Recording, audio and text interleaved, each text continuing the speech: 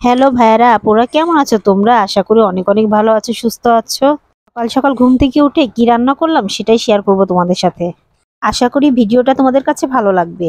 আজকে আমি সকাল সকাল বিরিয়ানি রান্না করছি ব্রয়লার মুরগি দিয়ে। তোমরা জানো কি না আমি জানি না, আমার ছোট্ট একটা ব্যবসা আছে। এখানে আমার প্রতিদিন কিছু ভাইয়ারা আমার সাথে একসাথে খাই এবং তাদের জন্য আমার প্রতিদিনই সকাল সকাল উঠে অনেক রান্না বান্না করতে হয়। অনেক দিন ধরেই ভাবছিলাম ওদেরকে সকাল সকাল একদিন একটু বিরিয়ানি রান্না করে খাওয়াবো।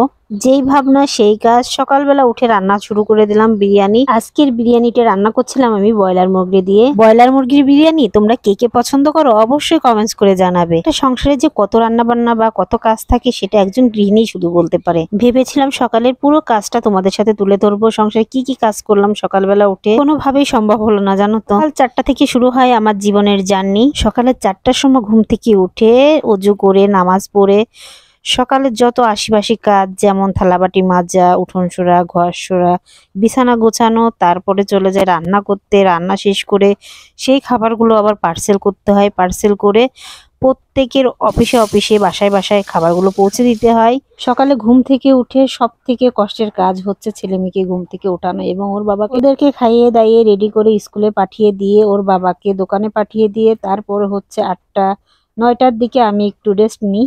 ঘন্টা খানিক আমি ফেসবুকে এবং ইউটিউবে যে ভিডিওগুলো দেখি সেগুলো কমেন্টসে সব উত্তর দিই। তারপরে আবার চলে যায় দুপুরবেলা রান্না বান্নার কাজে। এবং আমি যে থালাবাটিগুলো মাজতেছি এগুলো হচ্ছে আপনার চুলায় রান্না হয়, এই জন্য ছাই, সুরকি, বালি এবং হচ্ছে হুইলের গোড়া এইগুলো সব একসাথে মিক্স করে আমি থালাবাটিগুলো মাজি। দেখেন কি সুন্দর ঝকঝকা হয়েছে, সাদা হয়ে গেছে একদম।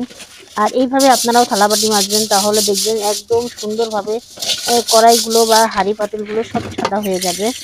শুধু থালাবাটি আমি এইভাবে মাজি, তারপরে নর্মাল যে থালাবাটিগুলো থাকে সেগুলো আমি ভিম দিয়েই মাজি। যদি তোমাদের আমার এই ভিডিওটা পছন্দ হয়ে থাকে অবশ্যই আমার চ্যানেলটা সাবস্ক্রাইব করে দিবা এবং সব সময় পাশে থাকবা, সাপোর্ট করবা। ধন্যবাদ সবাইকে, আল্লাহ হাফেজ।